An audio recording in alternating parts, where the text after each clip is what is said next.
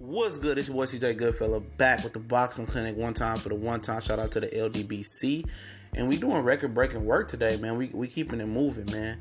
When most of these pages is dying and not giving y'all material, I'm steadily giving y'all material, man. This ain't a Pacquiao, Floyd Mayweather based page. We boxing overall, dog. We do it. But, man, we talked about Errol Spence and Danny Garcia calling out Jeff Me So Horny after Jeff Me So Horny beat Manny Pacquiao yesterday.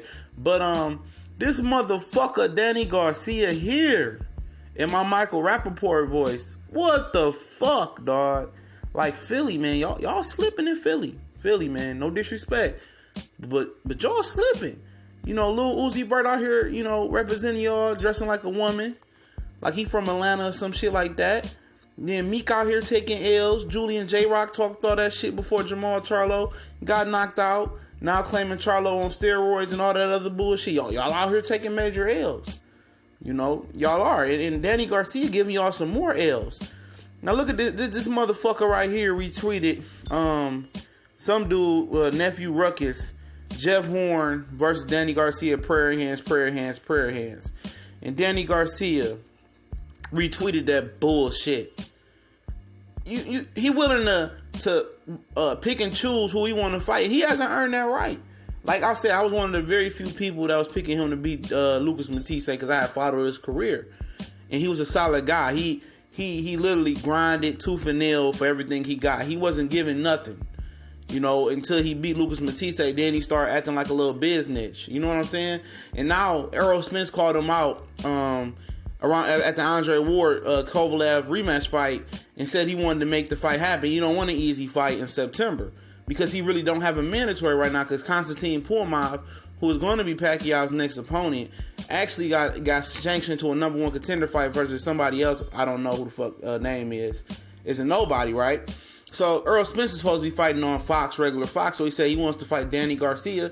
Danny Garcia knows he can't get a Keith Thurman rematch for a long time because Keith Thurman is actually obligated to fight Sean Porter and actually then pretty much obligated to unify the titles with Errol Spence, okay, because everybody wants to see it. So where that leaves Danny Garcia, okay, he wants to fight for a world title, okay.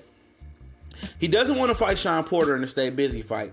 You know what I'm saying? He don't want them problems, even though I think he can beat Sean Porter. But he don't want them problems. He's rugged and wild. But, you know, Errol Spence called him out, okay? He said, let's do it. You know, let's fight. Called him out. I'm pretty sure Danny Angel heard that. You know, he was asked about Errol Spence before Errol Spence won the title. Oh, he got a lot of work to do. He got to get a world title. He got to prove himself. You know what I'm saying? Did you fucking prove yourself? You know, did you prove yourself by beating Morales? Absolutely not, because he was old. But a lot of people thought you would lose to Morales.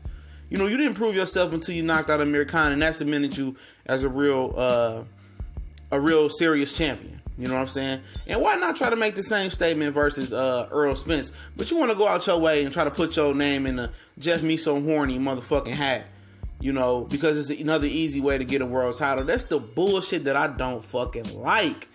Too many world titles, and at the end of the day, when these guys retire, well, I was a 4 or 5 time world champion. Yeah, come on. Motherfuckers is the interim world champions and winning their world championship belts by motherfucking fighting for a vacant belt. That ain't a real world champion. Motherfucker, all these dudes is being handed a lot of the shit, a lot of their success. When Sugar Ray Leonard, Tommy Hearns, Marvin Hagler, Muhammad Ali, all them dudes had to scrap and literally fight the best to earn their shot to call themselves a real world champion. A world champion is the fucking equivalent of the WWE, or when I used to watch it, the WWF, ECW, Intercontinental Champion. You ain't a real fucking champion. You just an Intercontinental Champion unless you the guy. Unless you beat the guy, to me. You're not a lineal champion at all. And these guys don't want to fight for undisputed championships no more because, you know, it's too much politics because they don't want to take a risk of fighting somebody else that good. And shout out to Terrence Crawford for taking that risk and eventually, if Gennady Golovkin grind cinnamon on September 16th and go after Billy Ho Saunders if he don't run for doing that.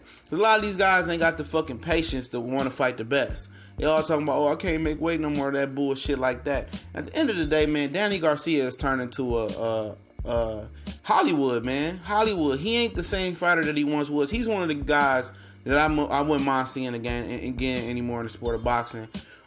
He don't want to fight the best. Just get out the door.